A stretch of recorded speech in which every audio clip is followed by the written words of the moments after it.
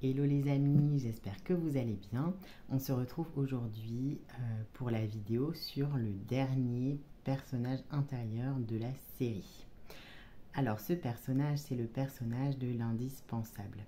Donc comme à chaque fois, première partie, à quoi ressemble ce personnage. Deuxième partie, comment est-ce qu'il naît, comment est-ce qu'il se renforce. Troisième partie, quelles sont les perspectives d'évolution. Et quatrième partie, les conseils. Donc je commence avec le portrait de ce personnage de l'indispensable et des comportements vers lesquels il nous pousse. Alors, premièrement, le personnage de l'indispensable, comme son nom l'indique, va nous pousser à essayer de nous rendre indispensables pour obtenir l'affection et la reconnaissance des autres.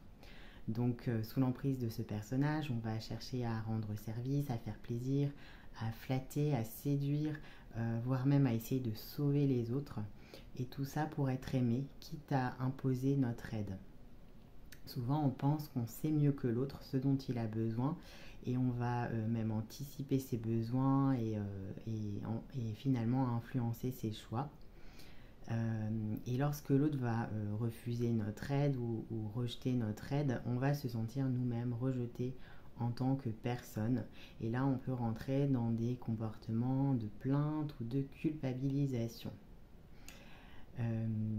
Deuxième caractéristique de ce personnage de l'indispensable, en fait, il va nous conduire à obliger les autres à répondre à nos besoins, mais de façon indirecte, par réciprocité. C'est-à-dire qu'on va éviter d'exprimer directement nos besoins à l'autre, mais on va plutôt faire à l'autre ce qu'on voudrait que l'autre nous fasse, en espérant que l'autre nous fera ce qu'on lui a fait. Troisième grande caractéristique de ce personnage, c'est que quand on est sous son emprise, on ne sait pas dire non et on s'adapte sans cesse aux attentes de l'autre, comme un caméléon finalement. On fait passer les besoins de l'autre avant les nôtres. Voilà. Maintenant, quels sont les impacts de ce personnage de l'indispensable sur nos vies quand nous sommes sous son emprise? Alors déjà, il nous conduit à être dans le déni de nos propres besoins et de nos blessures émotionnelles. Donc nous n'avons pas besoin d'aide, tout va bien pour nous. Donc on va négliger nos besoins, qu'ils soient émotionnels, physiques, même financiers. On peut se mettre dans des situations assez difficiles en s'oubliant. Et puis, comme on perd de vue nos propres besoins, on peut nourrir du ressentiment envers les autres parce que les autres ne nous donnent pas autant en retour que ce que nous, on leur a donné. On a l'impression qu'ils tiennent notre aide pour acquis. On va aussi peut-être vivre des manifestations psychosomatiques parce que comme nos besoins sont refoulés, notre corps va les exprimer d'une autre manière. Donc on peut avoir par exemple des migraines, des allergies, des problèmes de peau, etc.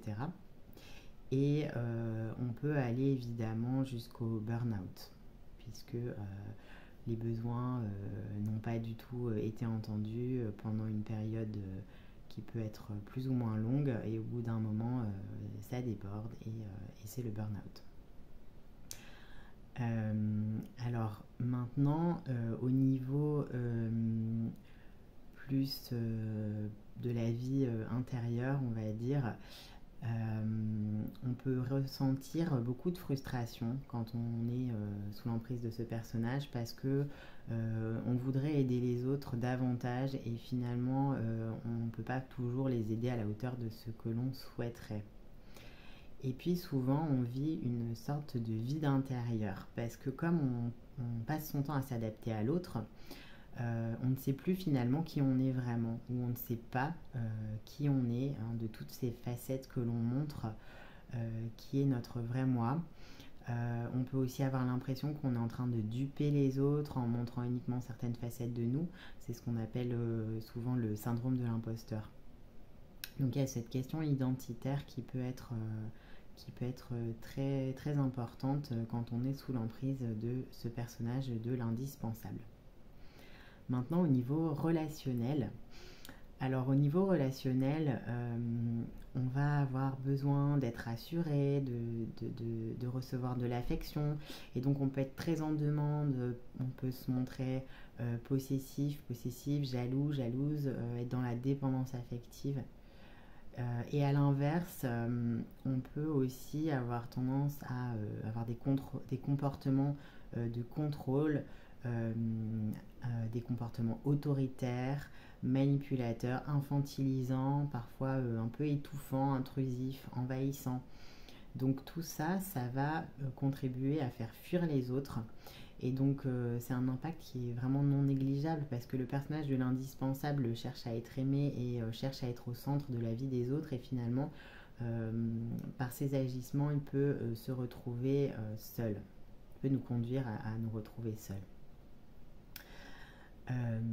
Ensuite, ce qu'on retrouve aussi au niveau relationnel, c'est que ce personnage peut nous conduire à être attiré par des amours impossibles ou difficiles, des situations de relations triangulaires, voilà, des situations qui sont assez inconfortables parce qu'on a peur d'être dans une vraie intimité et une relation où finalement l'autre nous voit sous toutes nos coutures et tels que nous sommes dans notre humanité.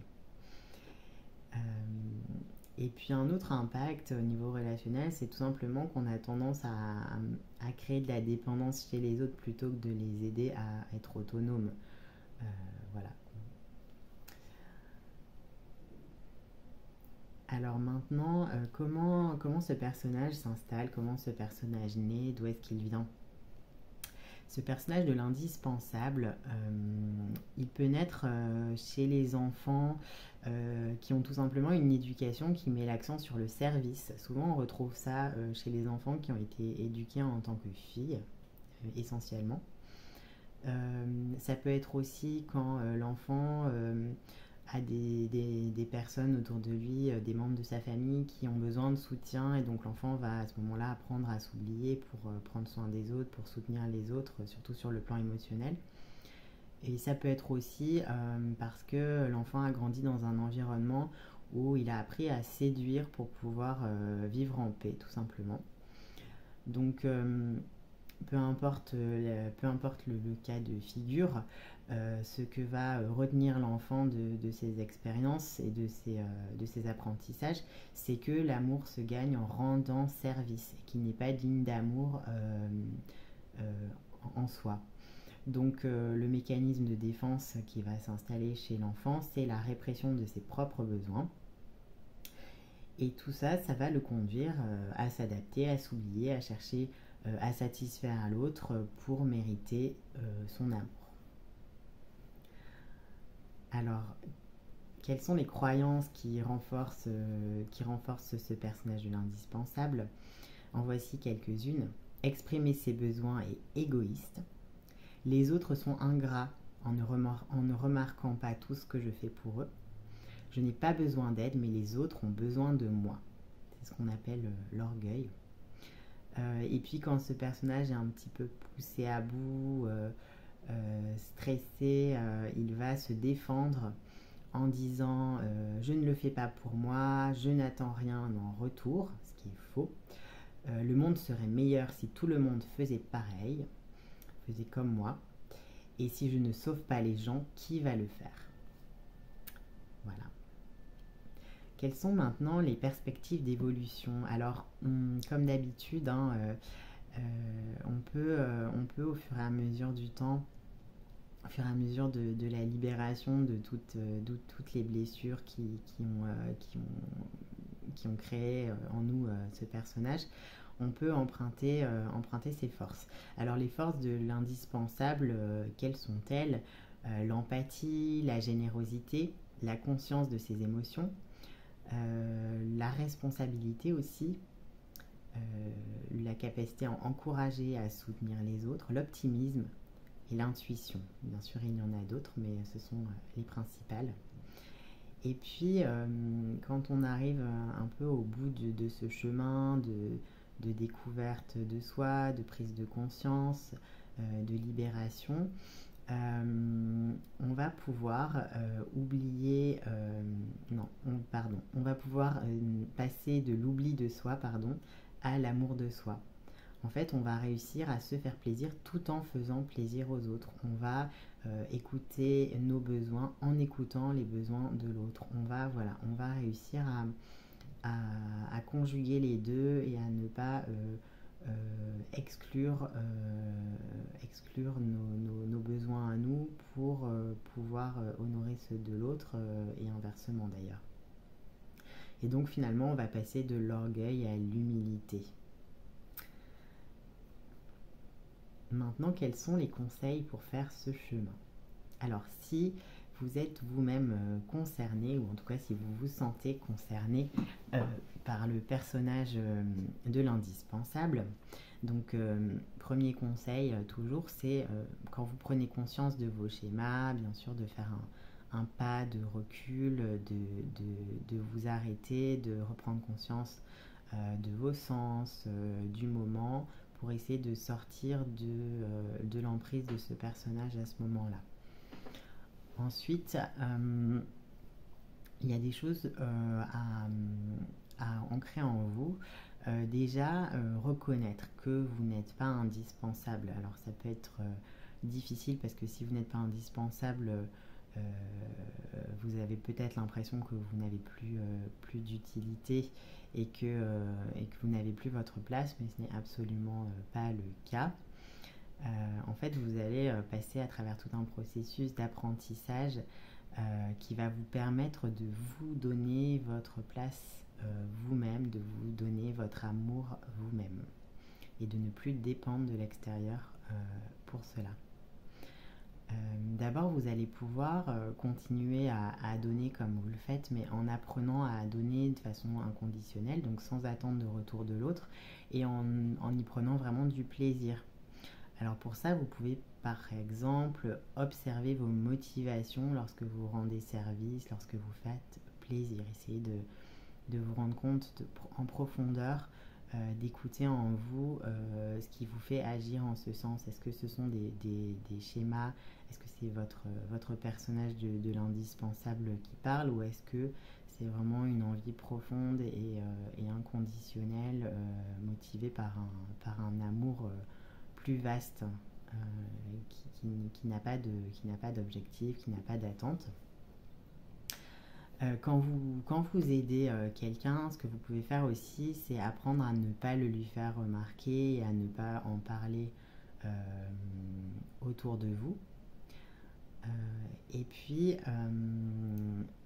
demandez à l'autre de quoi il a besoin, demandez à l'autre comment vous pouvez l'aider. Dites-lui que vous êtes à sa disposition s'il a besoin d'aide, mais sans imposer votre aide et sans considérer que vous savez ce qui est bon pour l'autre. Et alors attendez-vous à ce qu'il dise non. Et si l'autre dit non, le petit conseil que j'ai à vous donner, c'est de vous dire: quand l'autre me dit non à moi, il se dit oui à lui-même. Donc c'est un petit moyen, une petite astuce qui pourra vous aider à ne pas vivre le non comme quelque chose qui vous blesse et qui vous fait vous sentir rejeté, mais au contraire voir le non comme un acte d'amour de l'autre envers lui-même, qui n'a rien à voir avec vous. Ensuite, ce que vous pouvez faire aussi, c'est apprendre à demander directement ce que vous voulez à l'autre. Donc ça suppose déjà de prendre conscience de votre besoin, et une fois que vous l'avez identifié, de faire une demande directe et non pas indirecte comme vous avez peut-être l'habitude de le faire, et aussi de vous autoriser à recevoir. Vous avez le droit de recevoir, vous êtes digne d'amour comme tout un chacun.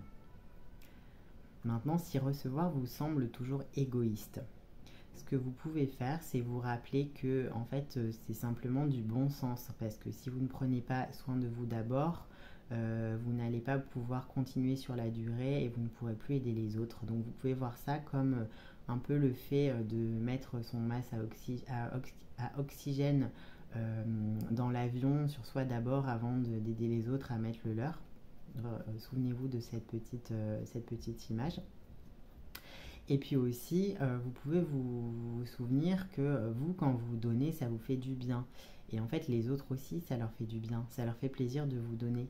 Donc recevoir, c'est aussi un acte de don d'une certaine manière. Vous pouvez essayer de voir les choses de cette manière-là. Je pense que ça peut vous aider.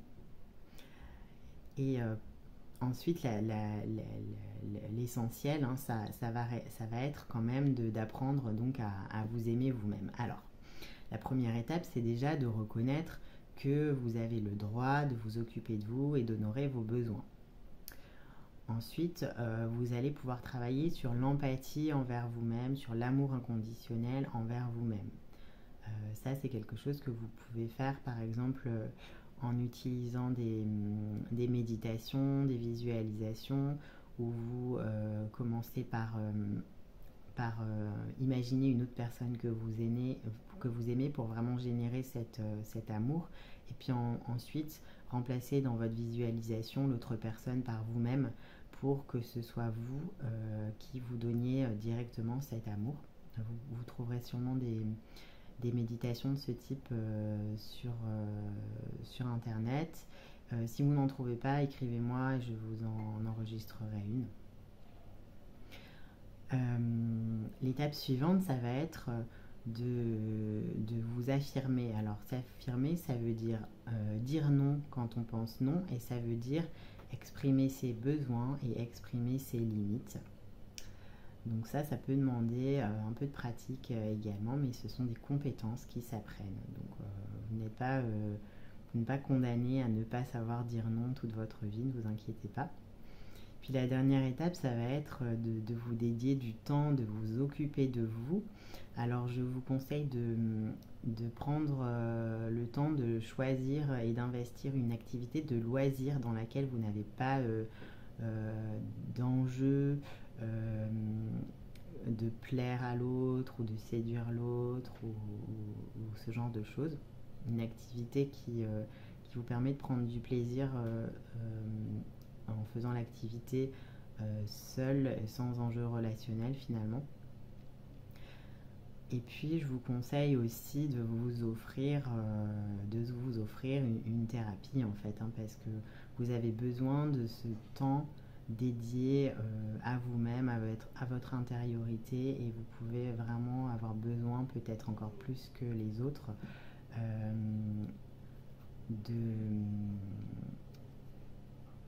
de vous offrir ce temps et de vous l'offrir avec un cadre précis qui vous oblige en quelque sorte à prendre ce temps pour vous. Je termine avec les conseils pour l'entourage. Si vous avez autour de vous des personnes qui sont sous l'emprise du personnage de l'indispensable, premièrement, commencez par vérifier que vous-même vous n'êtes pas sous l'emprise d'un personnage intérieur avant de vouloir aider les autres. C'est la fameuse métaphore du masque à oxygène. Ensuite, ce que vous pouvez faire, c'est bien sûr remercier la personne pour son aide, mais surtout lui montrer votre affection, lui montrer votre amour dans les situations où elle n'est pas en train d'aider les autres. Ensuite, vous pouvez également l'encourager à exprimer son individualité, à exprimer ses besoins, ses envies. Et pour terminer, je vous conseille vraiment de mettre les formes avec cette personne et de ménager au maximum sa susceptibilité. Voilà, c'est tout pour aujourd'hui. J'espère que cette vidéo vous aura intéressé et vous sera utile. N'hésitez pas à la partager, n'hésitez pas à la liker également. Et puis à commenter sous la vidéo si vous le souhaitez. Je reste joignable par message ou dans les commentaires sous la vidéo.